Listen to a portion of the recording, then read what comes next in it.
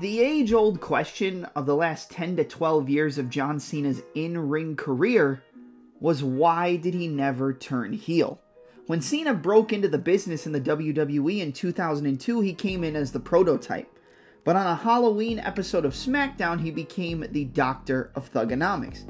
He ran as a heel from around 2002 through the midpoint to tail end of 2004, where he would transition into the face Chain Gang Soldier and move over to Monday Night Raw after facing John Bradshaw Layfield at Judgment Day for the WWE Championship after he defeated him at WrestleMania 21.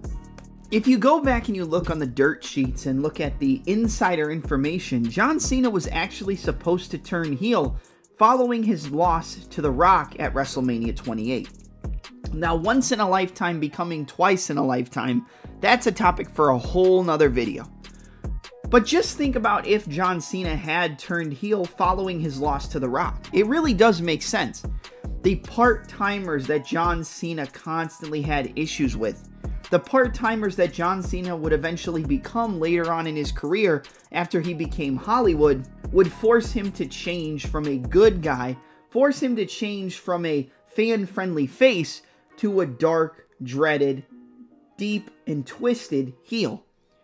It was the perfect time to launch what I believe could have been some of the most memorable work of John Cena's entire WWE career after his early Doctor of Thuganomics work. And when you look back at John Cena's storylines in 2012, it was almost like they were consistently teasing you that he was going to become a heel. Look back in 2010 when John Cena lost to Wade Barrett as a member of the Nexus and had to join the faction, just to go on and destroy the group single-handedly at one of the worst SummerSlams ever at SummerSlam 2010. There was multiple opportunities for Cena to turn heel, but the company always got cold feet. They continued to tease the heel turn with the Embrace the Hate storyline with the return of the Big Red Machine, or Masked Kane, to the WWE, along with Zack Ryder and Eve Torres, where John Cena tried to help Zack Ryder conquer his fear of the Big Red Machine. But the entire storyline was about Kane getting John Cena to join the dark side, Kane getting John Cena to become what he always tried to avoid and embrace the hate instead of trying to rise above it. There was so many teases and so many little twerks and kinks where they looked like they were going to pull the trigger, but they just never did. And how would a Cena heel turn have changed the opportunity to do a twice in a lifetime at WrestleMania 29? There was absolutely no reason why the WWE booked a Rock vs. Cena 2 match, and I feel like if Cena would have gone off the deep end and went into a depression and kind of went into this whole new character arc after losing to the part-timer known as Dwayne "The Rock" Johnson, I feel like we could have avoided that and got, like we said earlier, a much more memorable portion of John Cena's in-ring career. There was more teases of a potential John Cena heel turn when he faced The Fiend at WrestleMania 36 inside the Firefly Funhouse match, which is one of the only cinematic matches that the WWE has done aside from the Boneyard match, and it is one of the best matches and storylines that the WWE has done in recent memory. There was teases of Cena turning heel with him being in the NWO and finally joining, the deepest, darkest faction in professional wrestling and becoming a quote-unquote heel.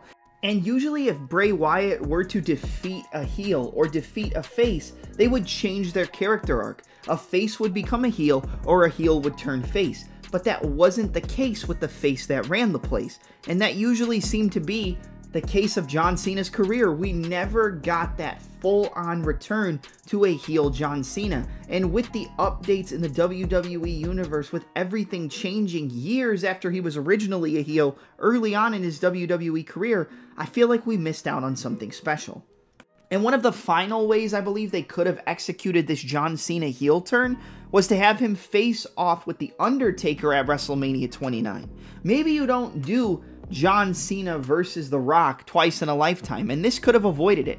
But what you could have done is had John Cena face off with The Undertaker, not at WrestleMania 34 in a 2 to 3 minute match, but at WrestleMania 29. And I know that would have avoided the CM Punk versus Undertaker match, which was absolutely phenomenal, but maybe we could have gotten that Undertaker versus CM Punk match at WrestleMania 30, and Punk could have been the one to quote-unquote break the streak. Maybe we could have gotten John Cena versus The Undertaker at WrestleMania 30 and a different match for Cena at WrestleMania 29, which could have eventually quote-unquote broke the streak.